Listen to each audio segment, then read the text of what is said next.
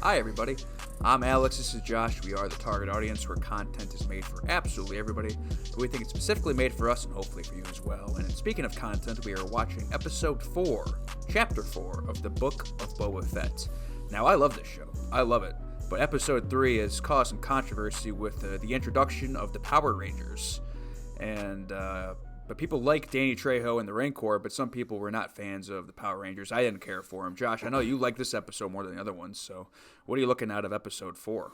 Yeah, well, first of all, just to address that real quick, the Cyberpunk gang or whatever that's with them, I mean, they weren't like my favorite thing. Like, I wasn't like, oh, they're so great, but it's like, it just didn't really bother me. I just thought it was whatever. They don't have a ton of screen time, but I loved all the other stuff that you mentioned. You know, Danny Trejo, the Rancor, the fight with the Wookiee, even though people are mad that it's... We talked about this off camera, but like, oh, he wouldn't do this. Like, oh, you know him personally? You know But I'm also excited, you know, the last thing we saw in the past was him, unfortunately, the Tusken Raiders all getting slaughtered, so I think it'll probably pick up from there, would be my guess, as far as the flashback, and I'm excited to see him kick some ass, so that's what I'm looking forward to.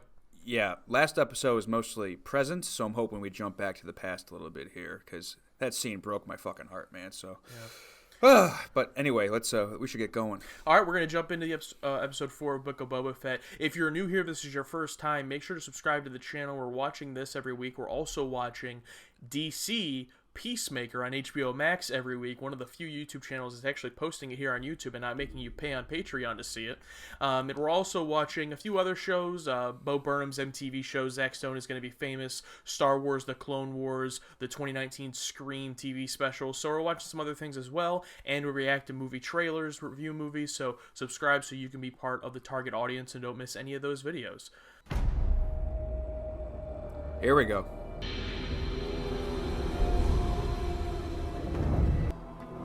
Like a panther. I see that meme all over YouTube all the time now.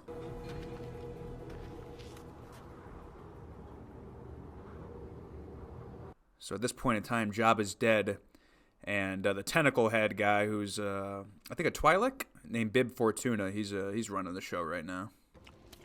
Here you go.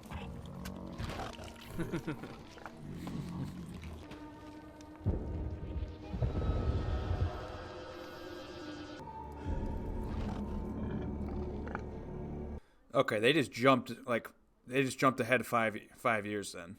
So he's just been wandering, because that's Fennec right there.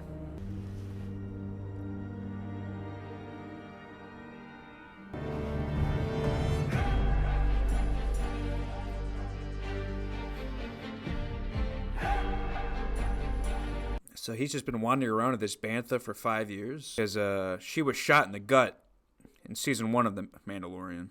She needs modification. No walk-ins. This woman is about to die. This is like a Matrix fight scene soundtrack. Oh, wow.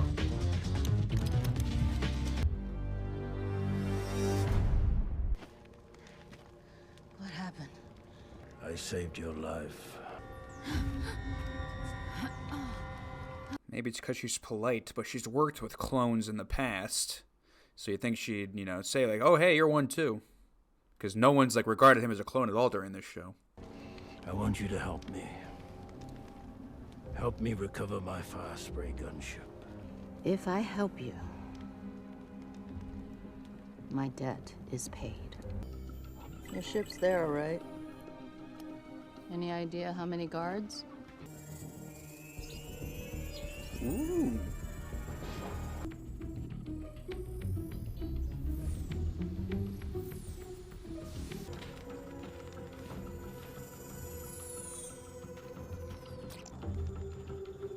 There are too many guards. And going quiet. I gotta get me some of these droids. Or we'll give him some regular stuff. Yeah, regular food, yeah. I don't know. More rats? No, I did. Wow, it's like the same voice from Return of the Jedi. It's crazy. Look at the swagger in that walk. I don't think it was a rat. Or security. Oh! General Grievous.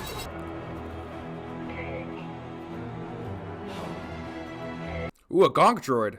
Take it with you.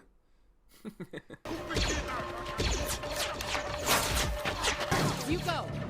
I'll handle them. Fine. There you go.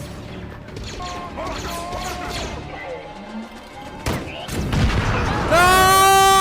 Oh, man. Why?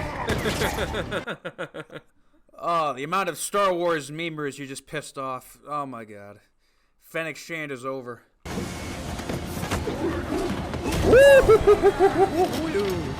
That was slick.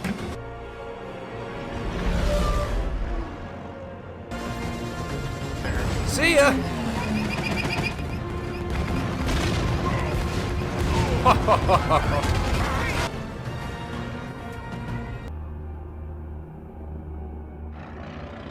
That's where I was trapped all those years ago. That's where I'll find my armor. In there. I thought they took his armor. I don't think he remembers. You don't got a light on the ship? Oh, there you go. No! Nope. Please drop a seismic charge in that thing, please.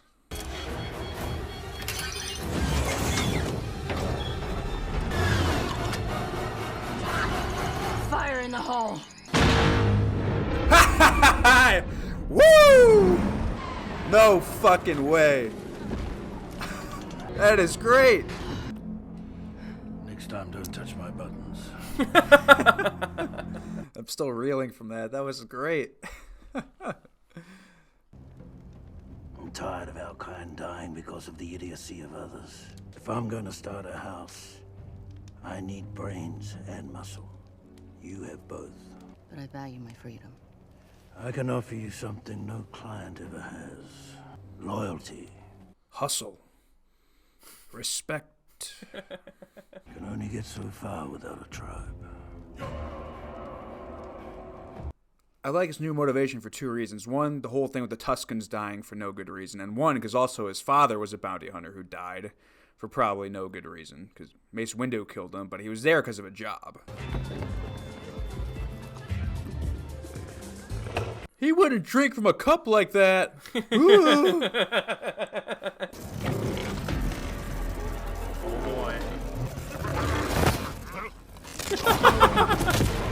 Oh! I think you've made your point. Customer, let these fine folks get back to their fun, and in return, I will wipe your debt off the books.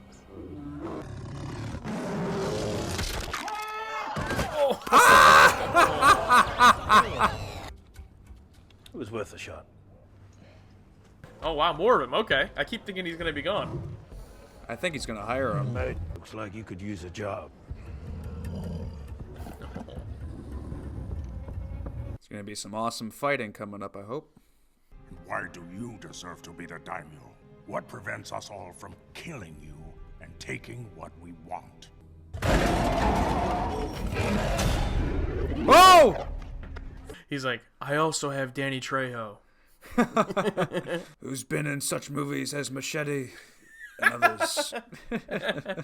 Why should we spill the blood of our ranks for a feud waged between you and the Pikes? I will make the streets safe again. All I ask in return is that you remain neutral if the Pike Syndicate approaches you to betray me. I abide. I know there's probably CG elements to them, but it's like, I'm just imagining the makeup job they all have to go through. I have plenty of credits. What I'm short on is muscle. Credits can buy muscle, if you know where to look.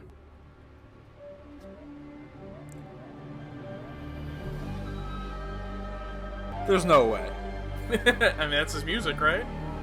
I just got chills through my entire...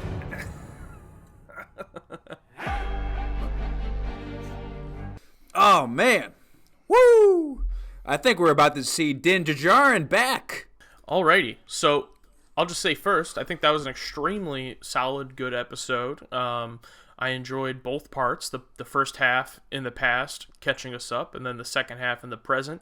Not a ton of action per se, except for the sequence of him getting his ship back and, you know, the Sarlacc pit, that whole, those few scenes there. But the rest of it, a lot of it was like dialogue driven, so we weren't really like reacting as much as in previous episodes. But at least for me, it was because I was like, really hooked and invested, you know, mostly in Boba's relationship. Fennec Shand, their, you know, relationship building over this episode, I was really invested in. So I was just, you know, really interested. It was really good dialogue scenes, and I really buy their chemistry as just like this unit of these people that work together. I think they play off each other really well, and I really enjoyed the episode. Yeah, solid, man. Just really solid. I mean, the first half, I'm like, okay. For me, it was hard to believe, like, he's really just been wandering around on this bantha for 4 years. But part of me is starting to think, like, okay, obviously, it's not going to take 4 years to tell a story. They got to tell it in 40-minute episodes. So who knows how long he was really with the Tuskens and how long, you know, that they took to take down that, you know, train. I mean, before they set it up. So maybe that could have taken a while instead of. I doubt it was just in a span of 4 days. Yeah, because it really seemed like just a few days when they showed it. But then talking about it in this episode, he was talking like they took him in and he lived with them for like years. And he might have been, yeah, and sure, also traveling around on this bantha is probably really slow. So I'm sure that took some time, and now we know he doesn't know that the Jawas took his armor, which makes sense. They brought Chrysanthemum back, and, you know, they had him, like, his knowledge, like, the knowledge of what he did previously. Like, they're paying respect to the comics, and, like, him, like, they're doing a good job with this. I'm excited to see what this final battle is going to take. And the Sarlacc pit segment was, like, more than I could ever ask for. Like, I never expected him to drop a seismic charge in the damn thing. And the fact that it was still alive, and, you know, they showed, like, the beak from, like, the special edition Return of the Jedi, like, yes, I'm back on board. It's almost like they listened to, like, feedback, like, hey, cut out the scenes with the Power Rangers in this episode. Yeah, I mean, we did have the opening where he took her to get fixed, and it was kind of that same, like, cyberpunk kind of vibe to those people, but that was pretty short. I think it was really cool, though, that whole process of you know, putting the cybernetic enhancement in her to kind of save her life.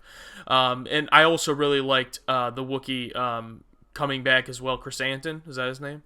Yeah, Black Chrysanthemum, yeah. I really like that sequence, and he, for some reason, like, looked better, too, in this episode. I don't know if they did some last-minute touch-ups on the CGI or something, but the details and stuff, like, he looks awesome. Yeah, also, the fight scenes also were, like, a lot more solid. Like, it looked a lot better. Like, the way he was throwing those Trandoshans around, it looked, like, really crisp. Yeah, it was very interesting. I can't quite put my finger on why exactly it is, but everything just looked. Maybe the budget was a little bit higher on this episode. I could see that maybe being the case. I mean, it looked really, really nice. But yeah, overall, I thought a really solid episode, and I'm really excited to see where it goes next. If Mando's going to be in it, I'd be shocked by that, but it really seems like that's what they're teasing. Yeah, I think we're all caught up on what was in the trailers and teasers, as far as I know. So these last 3 episodes, like, who knows, man? Like, ballpark's wide open, and I think we're all caught up on flashbacks as he's fully healed. So, yeah, I'm pumped. All right, well, we are watching this show, obviously, every week as it releases. As I said earlier, we're also watching Peacemaker on HBO Max, as well as a number of other shows, and we react to movie trailers, review movies, so subscribe to the target audience so you don't miss any of those videos, and you can become part of the target audience. Absolutely. I think that'll do it for us here on this one. I'm Alex. This is Josh. We are the target audience, where content is made for absolutely everybody, but we think it's specifically made for us and hopefully for you guys as well. Thank you all for coming along on this ride like a bantha, and we'll see you in the next one.